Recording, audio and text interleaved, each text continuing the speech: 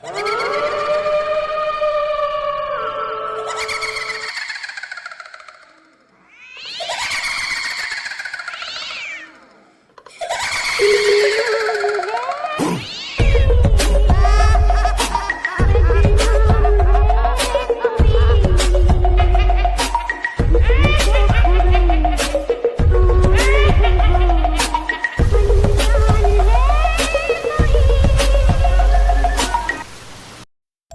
कहानी है एक जंगल की, एक शापित जंगल की, जहाँ पर आए दिन हत्याएं होती रहती हैं।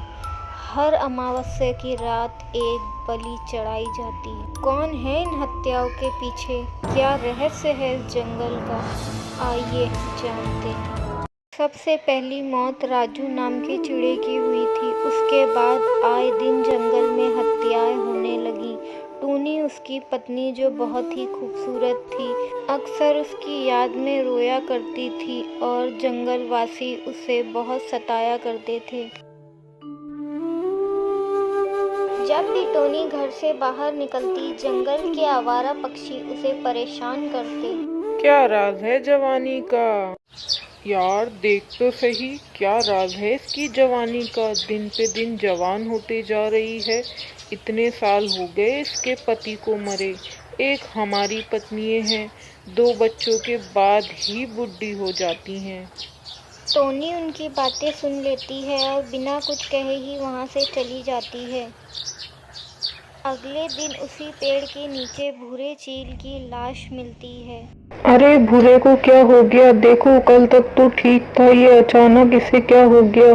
पूरे जंगल में डर की लहर फैल जाती है। भूरे की लाश को देखकर लग रहा था जैसे उसका किसी ने खून चूस लिया हो। हर तरफ डर का माहौल हो जाता है। लोग आपस में बातें करने लगते हैं। अगली अमावस्या को भूरे की तरह एक जवान लाश और मिलती है।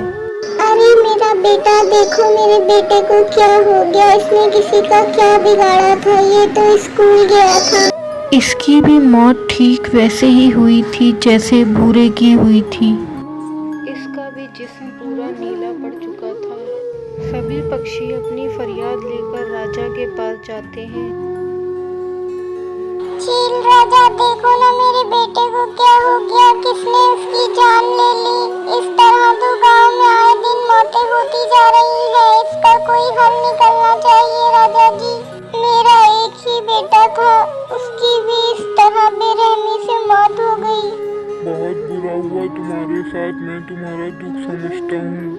हम लोगों को मिलके कुछ ना कुछ तो करना ही चाहिए। दिन पे दिन खूनी खेल बढ़ता है।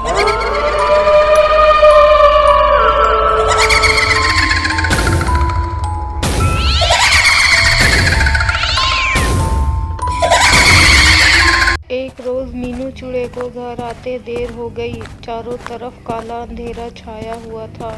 वो अचानक रुक गया। ऐसा लगा जैसे कोई इसका पीछा कर रहा है। कुछ सोचे बिना ही वो वहां से आगे बढ़ गया। उसे अचानक गाने की आवाज आने लगी।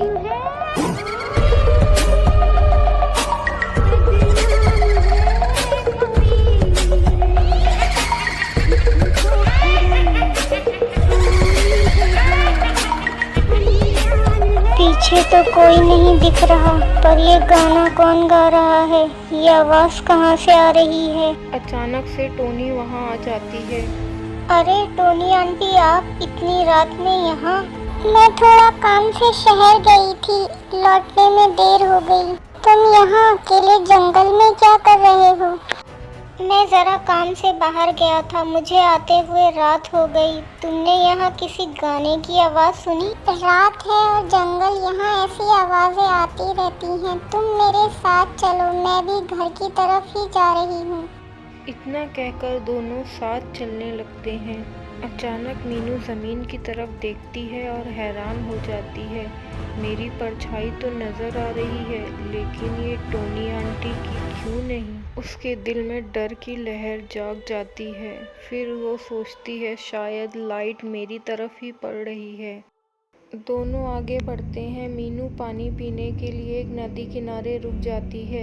मीनू जब पानी पीने के लिए नदी की तरफ देखती है तो उसकी आंखें फटी की फटी रह जाती हैं। वो ये देखती है कि उसकी तो परछाई नज़र आ रही है, लेकिन टूनी मासी की परछाई नज़र नहीं आ रही। आपकी परछाई क्यों नहीं नजर आ रही पानी में? मेरी तो नजर आ रही है।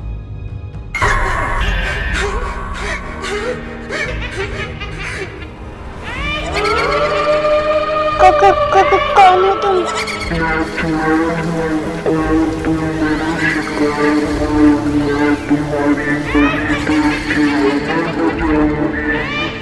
यह सुनकर मीनू वहाँ से भागने लगता है।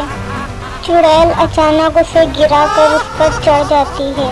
मीनू पास में गिरा हुआ पत्थर उसकी आंख में मारता है और वो दूर जाकर गिर जाती है और वो वहाँ से भाग निकलता है। सामने राजा जी और गांव वाले खड़े होते हैं। वो उनकी तरफ भागता है। राजा जी मुझे बचाओ, भूतनी मेरे पीछे आ रही है, मुझे बचाओ। टूनी मासी चुड़ैल है, वो मुझे मार देगी। बहुत मुश्किल से मैं बच के यहाँ पहुँचा हूँ। इतने में टोनी वहाँ आ जाती है। अरे तुम भाग के क्यों आ गए? राजा जी अंधेरे की वजह से बच्चा डर गया है। इसकी बातों में मत आओ। देखो राजा जी, हम सबकी परछाई दिख रही है, लेकिन टोनी मौसी की परछाई नहीं दिख रही। सब देख के हैरान हो जाते हैं और टोनी को पकड़कर जंगल की तरफ ले जाते हैं।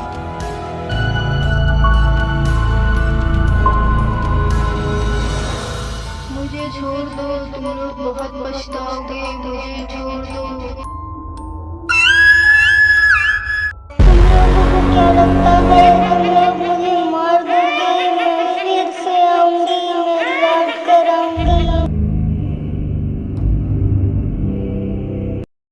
उस दिन के बाद से सब हंसी खुशी रहने लगते हैं, लेकिन रात होते ही